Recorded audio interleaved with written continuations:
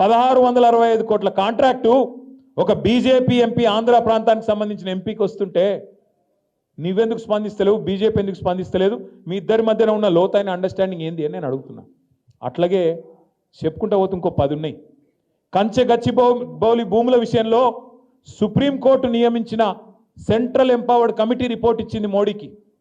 మోడీ గారు ఇలా 10,000 కోట్ల కుంభకోణం జరిగింది, వెంటనే దీని మీద ఒక సాధికార సంస్థనేసి ఎంక్వైరీ చేయాలని చెప్పింది. చెప్పి 4 నెలలే లేదు ఆలేదు. ఎందుకు మరి ఇంత కాపాడుతున్నావు రేవంత్ రెడ్డిని? ఏం అక్కరున్నది నీకు ఇంతగానో? నువ్వు ఆయన కాపాడుతావు, ఆయన నిన్ను కాపాడుతాడు. ఇద్దరు కలిసి కేసీఆర్ గారిని బీఆర్ఎస్ పార్టీని బదనాం చేయాలన్న ఆలోచన తప్ప ఏమన్నా 1% అన్న తెలంగాణ గురించి ఉన్నదా? ఇలా 8 మంది కాంగ్రెస్ ఎంపీలు, 8 మంది బీజేపీ ఎంపీలు, కానీ తెలంగాణకు మాత్రం ఇప్పటిదాకా వచ్చింది గుండు సున్నా తప్ప మరి ఏమీ లేదన్న మాట కూడా నేను మీకు గుర్తు చేస్తా ఉన్నా.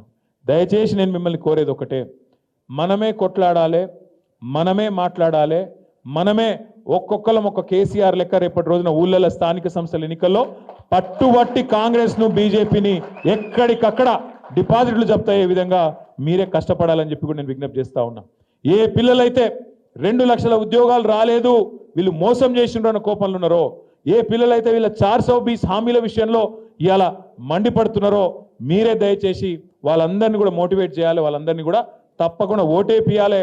వాళ్ళతో పాటు వాళ్ళ ఇంట్లోలను కూడా మళ్ళీ మనం కేసీఆర్ గారి నాయకత్వమే ఈ రాష్ట్రానికి శ్రీరామ రక్ష, గులాబీ జెండానే మనకెన్నటికైనా శ్రీరామ రక్ష అనే మాటను తప్పకుండా మన ఇంటోళ్ళకు కూడా సంజాయించి బుదిరకిచ్చి తప్పకుండా ఏ దగుల్బాజీల చేతుల్లో ఇవాళ రాష్ట్రం ఇరుక్కుందో వాళ్ళ చేతుల నుంచి మళ్ళీ తిరిగి రాష్ట్రాన్ని కేసీఆర్ గారి చేతిలో పెట్టేదాకా అందరం కూడా మీరు మేము అందరం కూడా కలిసి కష్టపడదాం, ముందుకు పోదాం.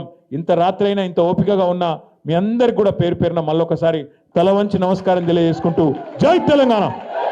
Thank you.